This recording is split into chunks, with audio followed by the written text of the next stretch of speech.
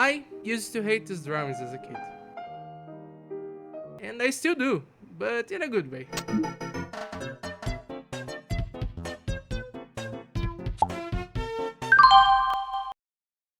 In the relentless pursuit of avoiding a job application, I stumbled upon a video showing these caricatures from the 90s, which stroked me in a different way. Wait, that sounded weird. I used to see this like everywhere as a kid.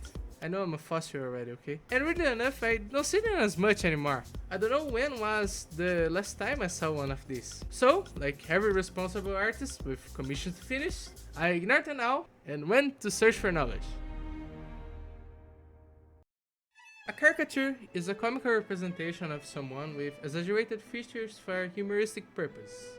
From the Italian Caricare. or overloading, in the sense of exaggerating the proportions. This style of art was popularized by the Caricatures brothers, Annibale and Agostino, sorry if I butchered that, mainly used to mock public figures, usually politicians. Another big figure of the history of this art form was Honoré Daumier, sorry if I butchered that again, that landed himself in prison for making a piece criticize the king.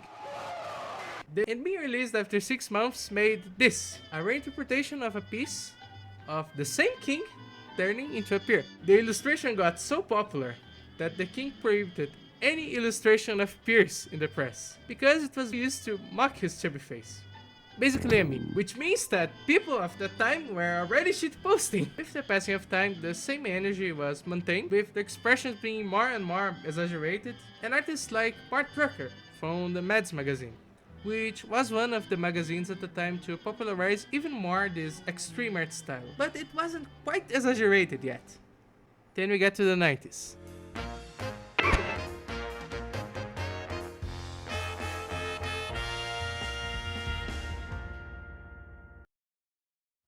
The 90s were the golden age for this medium, some could say that for almost everything else. With the expansion of the media and global communication in general, we also had the start of the popularization of the internet.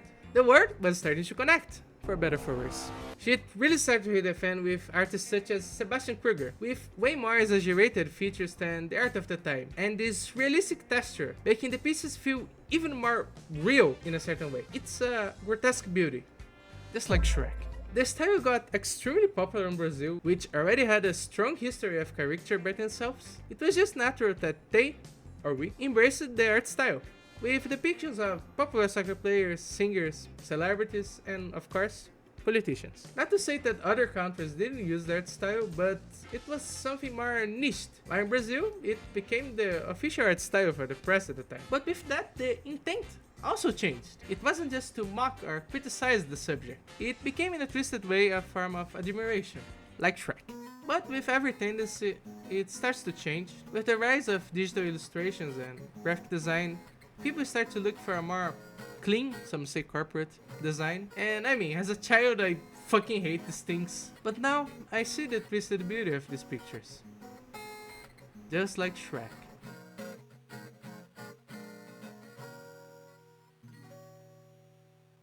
Except for Ronaldinho Gaúcho, what did he do to deserve that?